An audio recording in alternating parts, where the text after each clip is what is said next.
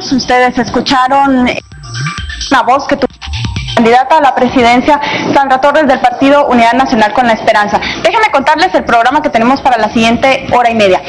En dos segmentos vamos a conversar ahora con mis compañeros Cristian Castillo y Adrián Zapata sobre lo que ustedes vieron en casa. Nosotros vamos a emitir comentarios y también opinión desde la incomparecencia del candidato Jimmy Morales hasta las conclusiones de la candidata Sandra Torres.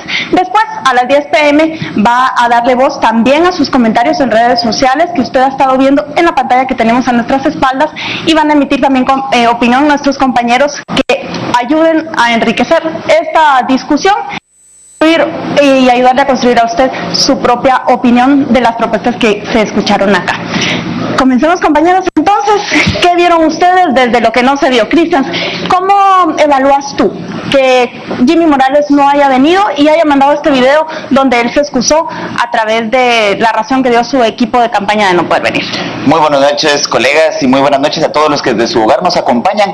Interesante la toma de decisión de Jimmy Morales, sobre todo porque es un espacio en el cual pudo haber reforzado sus mensajes en su público meta. Un público meta predominantemente urbano, con acceso a medios alternativos de información y con mayor acceso a información a través de redes sociales y de otros mecanismos por los cuales fluye la información política previo a esta segunda vuelta de elecciones generales. Y el cálculo pareciera fue: ahí gano poco, mientras que el cálculo de la candidata obviamente era venir y dar la batalla en el mismo espacio de área de confort de Jimmy Morales.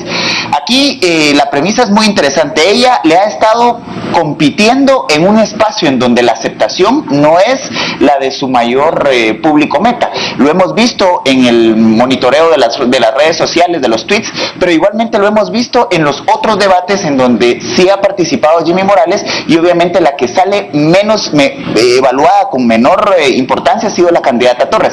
Pero la estrategia me parece que ha sido muy efectiva. Ha obligado a Jimmy Morales a meterse en su área de confort y a demostrar sus limitaciones que tienen que ver no solo con el discurso, con el plan de gobierno, con la propuesta, sino además inclusive con el manejo del personaje. El día de ayer lo vimos muy claramente, y la candidata Torres hoy lo deja muy en claro, que él se sale del personaje, rompe con la barrera que le daba su capacidad histriónica de poder manejarse como candidato presidencial, y el día de ayer lo vimos descompuesto, desencajado, y obviamente no venir a este debate me parece que es un error de cálculo, de decir gano poco en ese capital electoral que ya tengo relativamente asegurado. ¿Tú cómo lo ves, Adrián?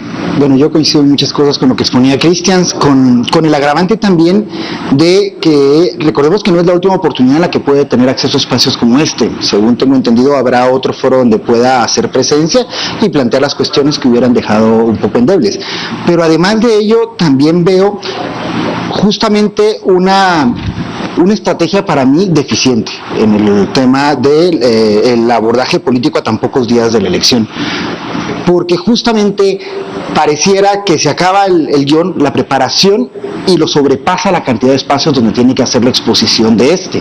Y eso, por lo menos, es en el imaginario de los televidentes, quienes esperan cada una de estas oportunidades para ver un diálogo, un debate, una contraposición de intereses, de ideas, de planes, y se quedan hoy con las ganas de ver algo que simplemente no sucede por una decisión aparentemente justificada, que bueno, ya será el tiempo el que pueda establecer la justificación de la ausencia, pero coincido en el hecho de que es un error político, a mi juicio, graso. Es decir, no creo que las condiciones estén para abandonar justamente a la gente que él evalúa como público objetivo, sobre todo con el antecedente que se dio en la primera vuelta electoral, cuando no podemos perdernos que hay un voto muy marcado de castigo y de falta de creencia en la clase política, y justamente esta figura de él como outsider que llega y abandona justamente esta estrategia, creo que es algo que puede pagarlo muy caro el día domingo. Yo, más que verlo como un error, que me parece que sí, lo veo como si no una estrategia, al menos una intención muy clara en causar un desaire. Y yo recapitulo dos situaciones que él tuvo con Canal Antiguo y con Contrapoder. La primera entrevista que se le hizo a él cuando estaba bastante lejos en estas encuestas de intención de voto, se evidenció sus falencias como político, como candidato y conocimiento del Estado, que suplió a lo largo de la campaña bastante bien para ser primerizo en la competencia. Contrapoder publicó un artículo donde se equivocó un nombre de su equipo de campaña, se emitieron las fe de ratas correspondientes, se ofrecieron disculpas, pero él quedó un poco molesto, sentido. Y me parece que es una intención, si no es una estrategia, porque cuando él envía a su hermano a hablar con Juan Luis Fonta, a decir que no va a poder participar porque se complica, en vez de cancelar y decir no vamos a participar, dicen que van a buscar el espacio. Y hasta ayer el espacio ni había sido cancelado, ni había sido confirmado, y nos está llegando por varias fuentes información de que la actividad en Cobán era para mañana y que la adelantaron. Parece más bien la coartada o la excusa para no participar. ¿Y por qué no participar? Eso es lo más importante, más que las acusaciones, porque va arriba. Él lo sabe y es histórico que el que va arriba no se desgasta en debates. Lo vimos con Valdizón cuando iban con 40% este año, no asistía a entrevistas en medios que no le convenían. Lo vimos con Otto Pérez Molina en las elecciones de 2011, con el propio Oscar Beche en 2003. Incluso Álvaro Colón empezó a faltar en la última etapa de la segunda vuelta en las elecciones del 2007. Y esa es la constante. Ahora Jimmy Morales a la larga sí coincido con usted, que comete el error porque miente al tergiversar la información que dio para no venir. Y eso lo hace quedar como alguien con poca palabra. Y eso no se vale, sobre todo para alguien que se presenta como un caballero y un hombre con muchos valores. Yo tengo ahí una duda respecto sobre qué está basando Jimmy Morales su evaluación de que va arriba, digamos. Las encuestas obviamente nos dan una intención de voto, sin embargo ni las encuestas ni los análisis de otros colegas han tomado en cuenta una variable que es determinante, que es estructura política, y ahí es en donde creo que el trabajo, ese adelantar un trabajo de estrategia en el territorio puede tener dos posibilidades. Una, que el día de mañana va a tener que asistir a otro debate muy asociado a una tendencia ideológica que le es a él muy confortable, que es el acercamiento a las iglesias evangélicas y un manejo del discurso muy aspiracional, pero además un manejo del discurso que es apegado a valores, y eso me parece que lo obliga a hacer un trabajo de campo que puede ser determinante a la hora de los votos, y que es lo que a él le falta, estructura política. La UNE ha demostrado ya en 3 elecciones consecutivas estar al frente o estar en posición determinante en elecciones generales. En el 2007 gana las elecciones, en el 2011 coloca 47 diputados. Si hubiese competido la candidata Torres, seguramente hubiera estado en segunda vuelta, y ahora la vemos a ella en segunda vuelta. La estructura está determinando que hay capacidad de efectividad electoral, lo que no tiene el candidato Jimmy Morales. Y me parece que donde sí gana las elecciones o donde obtiene más votos en la primera vuelta es en Cobán, Alta Verapaz, precisamente uno de los municipios más estratégicos en concentración de empadronados a nivel nacional. Ese cambiar o adelantar esa visita a Alta Verapaz podría estar correlacionado con estas dos cosas. Uno, que necesita voto en la provincia, y dos, que obviamente al debate del día de mañana, que le es más cómodo y le es más confortable, seguramente entiendo yo que es el debate, Cristian. ¿Perdón? Yo entiendo que es el jueves, sí. La cosa es, lo que está haciendo es buscando un voto que evidentemente no tiene.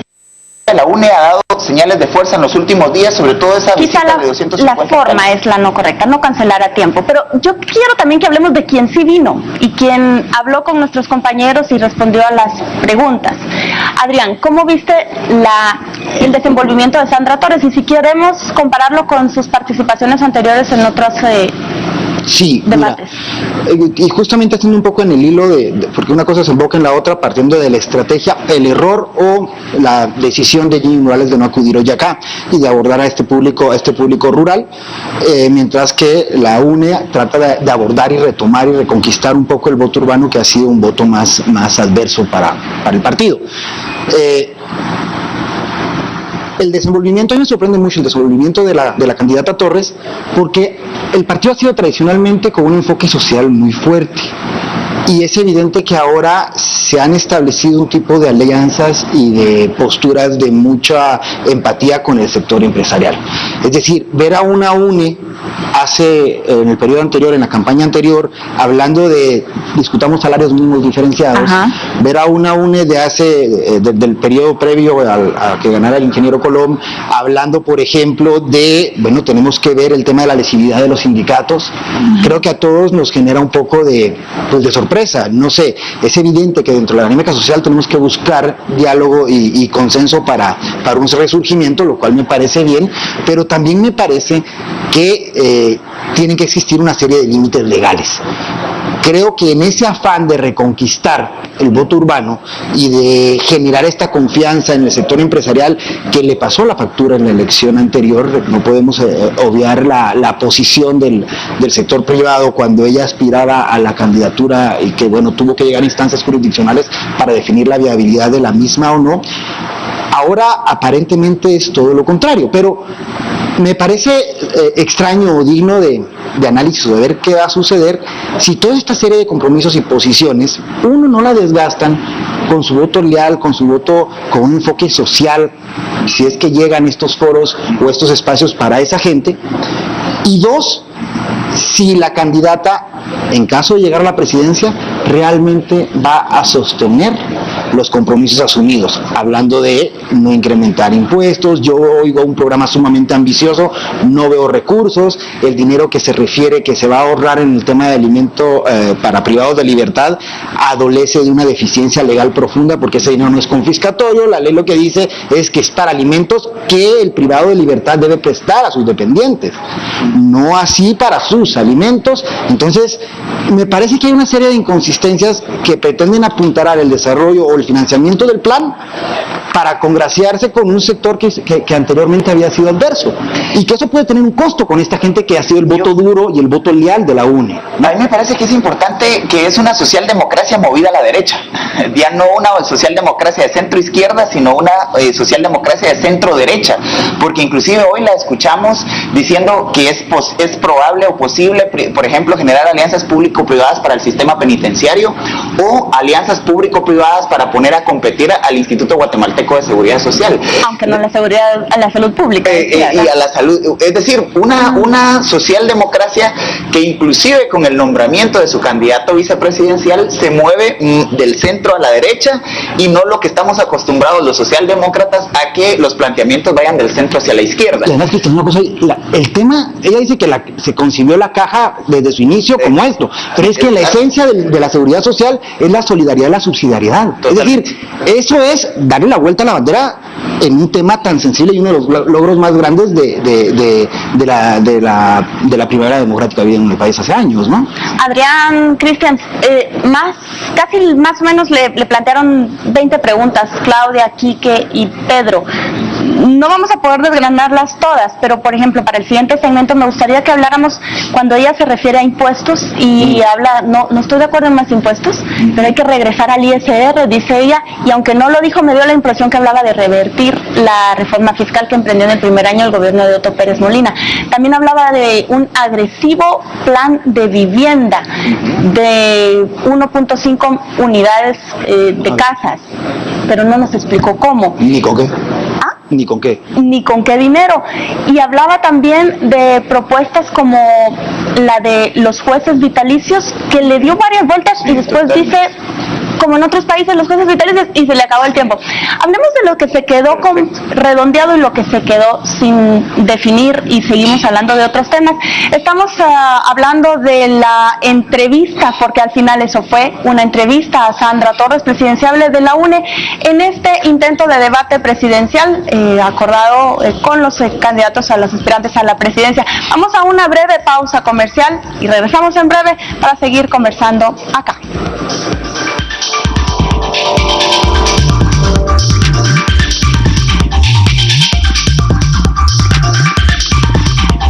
Destino 2016.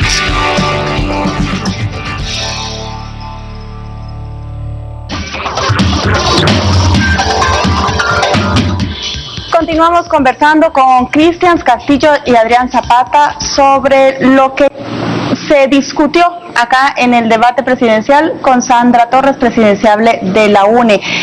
Casi 20 preguntas se le plantearon al aspirante a la presidencia y ella ha respondido de una manera u otra. Hablemos un poco de los temas que se abordaron y la manera en que ella respondió a los planteamientos de nuestros compañeros. Adrián, ¿cómo entiendes tú cuando ella habla de impuestos? No más impuestos, incluso regresar al ISR. Bueno, mira, yo creo que es parte de lo que yo decía hace un rato. Aquí es tratar de decir lo menos posible que pudiese comprometer algún tema. Es preocupante. El Estado, el tema del gasto público no puede abordarse sin pensar en el financiamiento del Estado. Y el financiamiento del Estado se basa en 3 ingresos, pues, deuda, tributarios o donaciones. No hay más para dónde.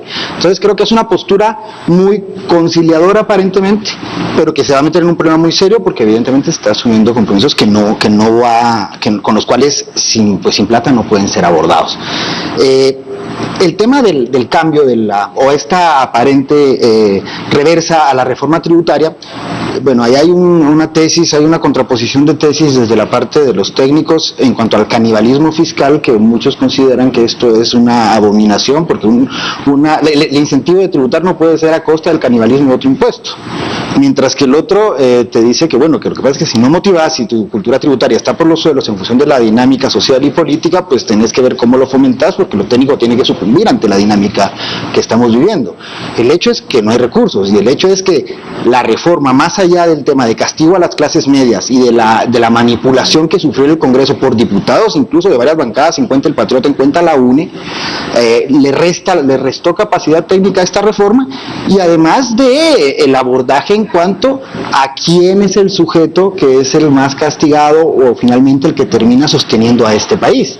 O sea, si el abordaje para echar marcha atrás a la planilla del IVA y el ISR en esta dinámica de canibalismo va a ser solamente una cuestión de forma y solamente buscando el fomentar esta cultura tributaria, a mi juicio eso está por demás cojo. Creo que aquí el abordaje, si realmente se le quiere entrar al fondo, es un análisis más profundo. De hecho, hay instancias como ICEFI que ha sostenido la tesis de que el canibalismo tributario de un impuesto por otro no es adecuado, y eso es un poco extraño porque justamente ella en un foro previo habla de un personal de ahí que puede asumir como un candidato posible. Sin embargo, llama la atención la propuesta que hace de licitar la banda 4G.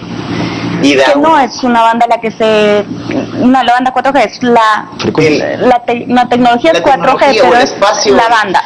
Llama la atención que plantea el monto calculado de cuánto podría sumarle a las finanzas públicas esa decisión, digamos, que es una propuesta que no habíamos escuchado, sí, y que puede, obviamente, reforzar una tributación en un 50% del agujero fiscal, porque estamos hablando que para el presupuesto de ingresos y egresos del año entrante el agujero será de alrededor de 22 mil millones de quetzales, y ella planteaba que eran alrededor de 10 mil millones de quetzales el tema de la banda 4G. No, decía 3 mil millones de quetzales. Olvide que es una licitación internacional que no va a evacuarse en medio año, ni siquiera quizás en un año. Sin embargo, es una forma alterna de poder financiar un agujero fiscal, insisto, por demás grande para un año en el que ella sabe que para dar resultados debe tener recursos de manera ágil, si no inmediata, ágil. El otro elemento que me parece que va asociado a tu planteamiento de los jueces vitalicios, sí, tiene que ver precisamente con, se demuestra que los presidentes no tienen que ser sabelotodos, es decir, un presidente no tiene que tener la capacidad, no tiene que ser un experto en absolutamente todas las problemáticas de país. Sin embargo, la sociedad sí espera un mesías, alguien que con una varita mágica diga o al dar un toque se cambien las condiciones de las problemáticas del país. En el tema de justicia, los jueces vitalicios funcionan en estructuras políticas más estables. En el caso guatemalteco el riesgo es muy alto, toda vez que quienes nombren esos jueces vitalicios pueden tener una cuota de control del sistema judicial de manera vitalicia. Y entonces el debate de los jueces vitalicios quedó totalmente fuera de la propuesta de reformas constitucionales en materia de justicia de los diferentes sectores que han hecho planteamientos. Inclusive se buscó que la forma más adecuada sea un cambio de jueces de manera parcial para evitar que hayan grupos de presión que puedan quedarse con el control del organismo judicial. Ella, aunque no pudo argumentar el por qué sí, me parece que es uno de esos temas en los cuales al Ejecutivo no le compete poder incidir, excepto en el caso norteamericano, en donde el presidente sí nombra jueces o sea que tú ves vitalicios. Con buenos ojos que no se meta a esas Honduras porque no le compete al Ejecutivo. Independencia de poderes. Pero ¿qué te parece cuando le pregunta a Quique cuál va a ser su posición ante los bloqueos y los paros del sector salud y educación? Y ella habla de la cantidad grande que hay de sindicatos en un área, de 48 en el de salud. Sí, efectivamente dio el dato. Y que son muchos, pero después habla de la importancia del respeto al sindicalismo y de sentarse a discutir con ellos.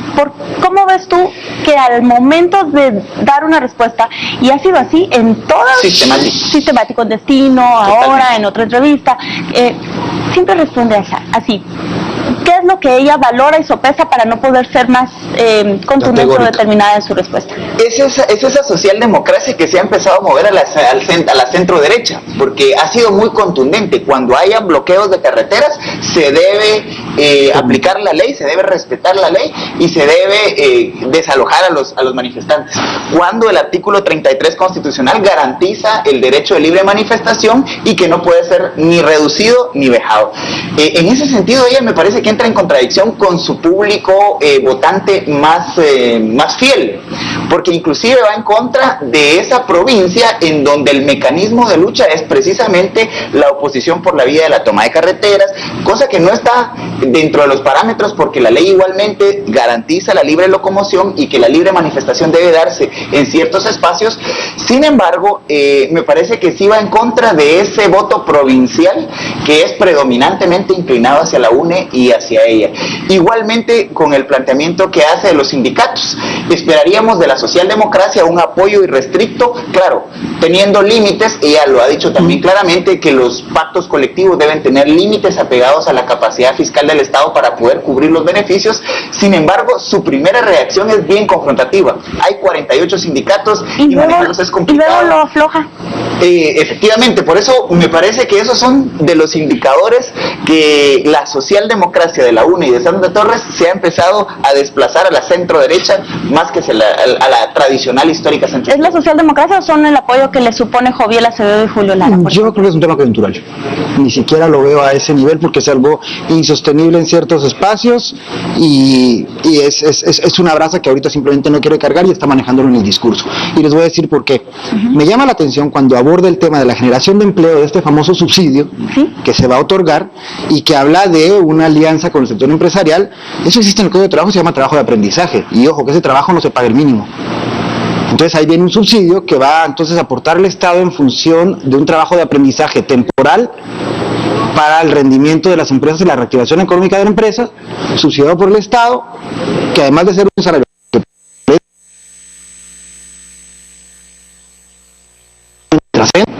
y por otro lado, cuando hablamos del sindicato del magisterio, nos habla de que 3,000 quetzales que gana un maestro no es suficiente para el manejo de la canasta básica y la inflación en el país. Entonces, creo que hay un intento de congraciarse con Dios y con el diablo, que si esto es cierto, nos va a meter en un problema de gobernabilidad muy serio, y que si no lo es así, hay que ver a quién de los dos le va a quedar mal. Pero en este momento no quiere decirlo. Ah, no, claro. No, claro. ¿Será que no quiere o no lo sabe? No, sí, no quiere.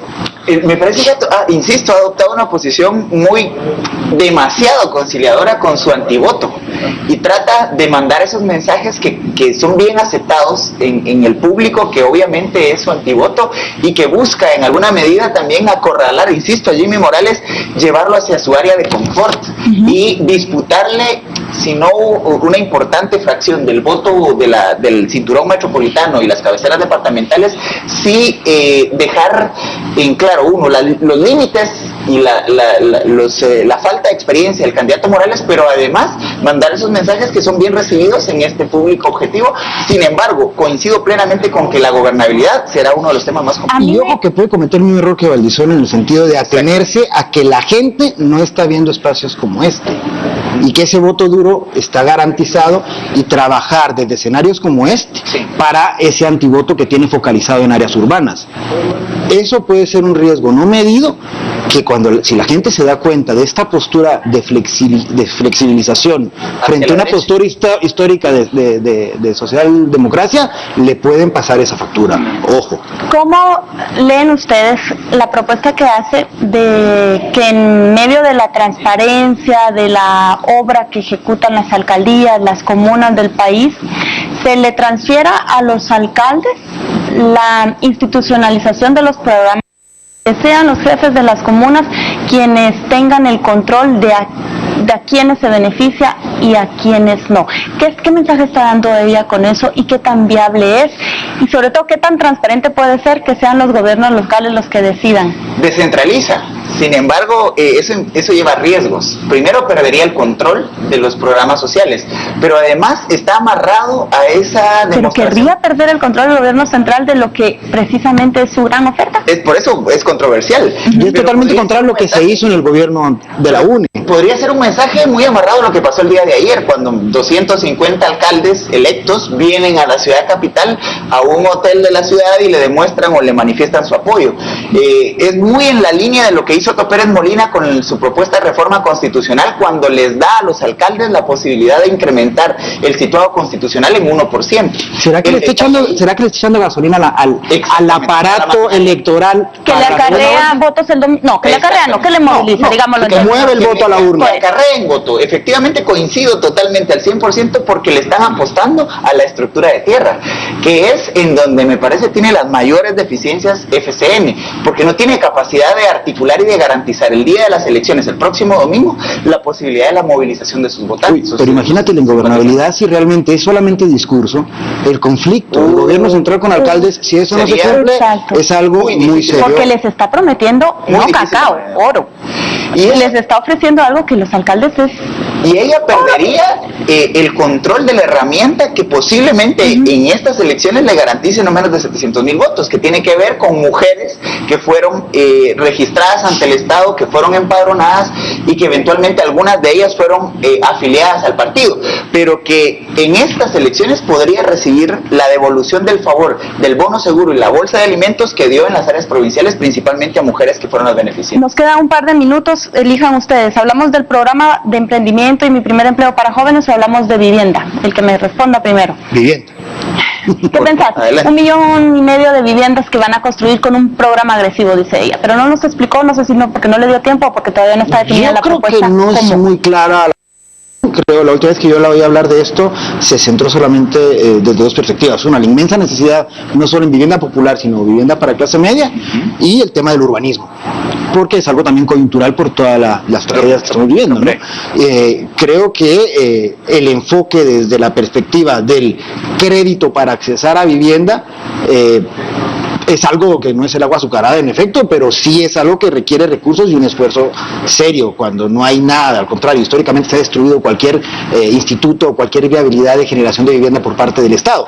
Es tan descabellado como lo que planteaba en alguna ocasión el candidato Morales de atar el tema del otorgamiento de un crédito al traslado a la formalidad mediante el pago de impuestos, que son cosas, es mezclar agua y aceite, y en este caso también es decir o describir la situación catastrófica en el tema de generación de opciones de vivienda, pero nos quedamos absolutamente cortos al hablar del financiamiento, y ahí es cuando vamos agarrando eje por eje, cuando nos damos cuenta que tendríamos que tener cuantas frecuencias para poder tener este Estado trabajando como quisiéramos. Pero además el tema de infraestructura es el área que más es vulnerable a la corrupción, y entonces debemos traer a la memoria obviamente la reconstrucción de San Marcos por parte del Partido Patriota, las casas tipo Valdetti y todo lo que estuvo alrededor precisamente de la construcción de viviendas unifamiliares, y las posibles alianzas que la tendrían que llevar a establecer un proyecto tan ambicioso, porque prácticamente sería el sector empresarial el único que tendría las capacidades para construir a ese ritmo, que ni siquiera cubre el déficit nacional de vivienda.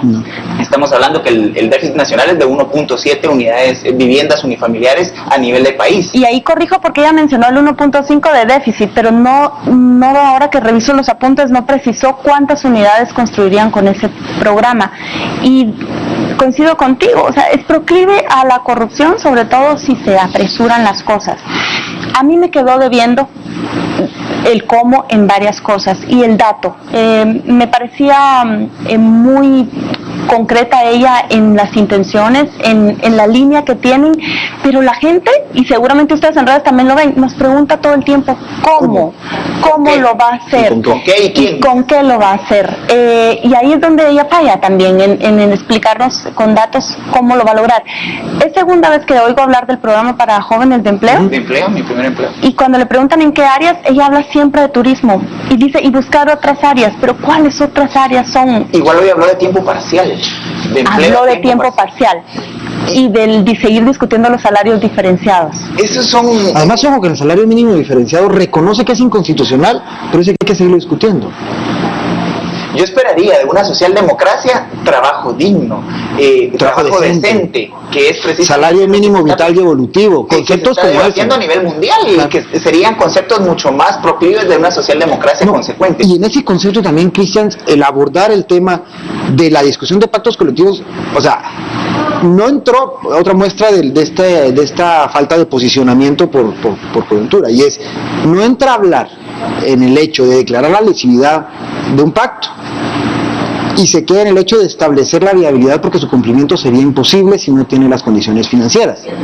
Igual, no se posiciona, no ha dicho nada en un marco de la declaratoria de lesividad, sino que nos vamos a pasar entonces otra vez hablando de diálogo, cuando lo maduro y lo correcto es, bueno, sí es cierto, se va a hablar de la viabilidad para la continuidad, pero nada, ni un pacto más que pudiera vulnerar la capacidad financiera del Estado.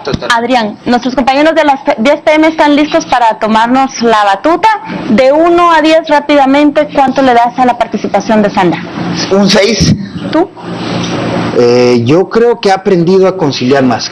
Yo me iría por un 7.5. Yo le doy un 6.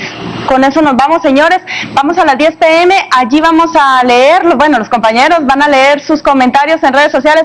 Más de 5,000 tweets en menos de 50 minutos. Esa ha sido la interacción que ustedes han tenido en la primera hora de este debate presidencial. Muchas gracias por sus comentarios. Enriquecen mucho esta discusión y también es retroalimentación para todos nosotros sus opiniones. Gracias. Pasamos ahora con Juan Carlos. Adelante, compañeros.